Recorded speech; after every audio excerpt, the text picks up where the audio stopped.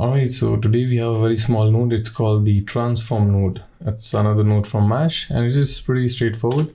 So let's quickly get into it. Let's have our cube here. Let's quickly mash it and let's set it to grid.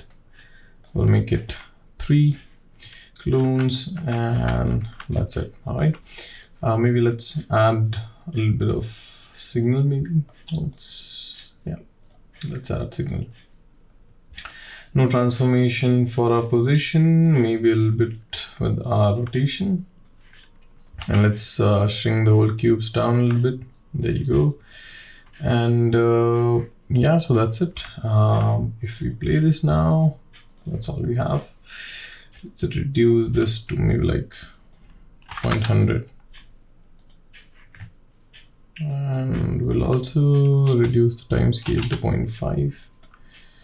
and 0.4. All right, there you go. So now we have something that looks like this. And what transform is, like for example, if I select my cubes here, the entire mesh here, and if I try to move around, you'll notice that only our gizmo moves, not our mesh, since mesh is a procedural language.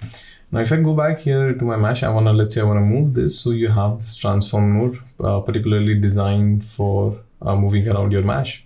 So if I add my transform node here, you'll have your position, you have your position, you have your Y, and again, you have this Z-axis. You can rotate this, you can rotate on all axes, you can change the scale and so on. And again, you have here a lot of different controls for a lot of different like position, scale, rotation, and so on. But what interesting is you have this controller null. And what I can do is I can create a new locator and I can call this my mesh transform, all right? Or let's say controller, whatever you want to name it. You can go back to your transform and middle mouse click and drop it onto a controller null. And here is your transform. And I can start moving around here. I can select my gizmo and I can start moving. I can scale this down. I can move this. I can rotate this.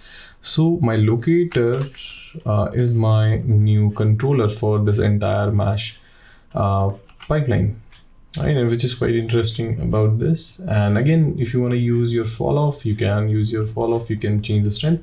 Now the thing about strength here is, so originally without this node transform, you'll have this world origin going on here for the location, which is 0, 0, 0 for our mesh XYZ axis. When you turn on your transform, and let's say you have transformed this to go a little higher and maybe a little rotated, so strength will control its origin place with the transform node. So you can use that as well if you want to use that for the purpose or something, let's say animation purpose or something. And then again, you have the strength and you have this random strength which you can start moving around. Let's say you had few objects here and then you can move around, the particles start to move and so on. And again, you have the strength in that. You can use a grayscale value for it. Again, you can use fall off with it. I think we have used fall off way too many times.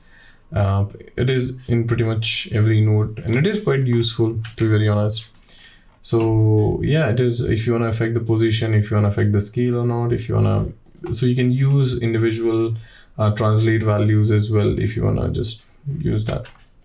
One more thing, a lot of people will confuse that we already have offset node. Why do we require another transform node? The reason is because offset node controls a lot of different parameters like position, scale, rotation, but it does not actually gives you the control of moving them around freely. Like let's say if I have offset, obviously I can use my values from here and so on, but I don't have any gizmo to move them around.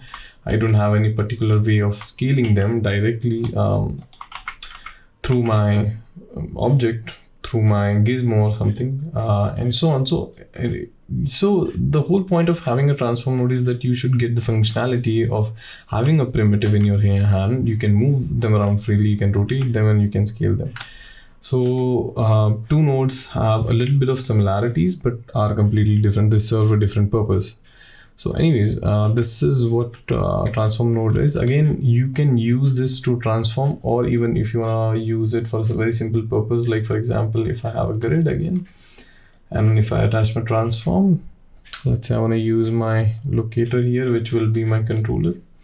drop it here, and then all you have to do is select your locator. You can move them around wherever you want. You can scale them like it's a primitive, and you can use any axis that you want, and which is quite useful. So yeah, this is pretty much it for the transform node. It is quite useful when you have a lot of mesh going on in your scene. All right, anyways, have fun with it, use it, let me know what you think, and I'll see you in the next video.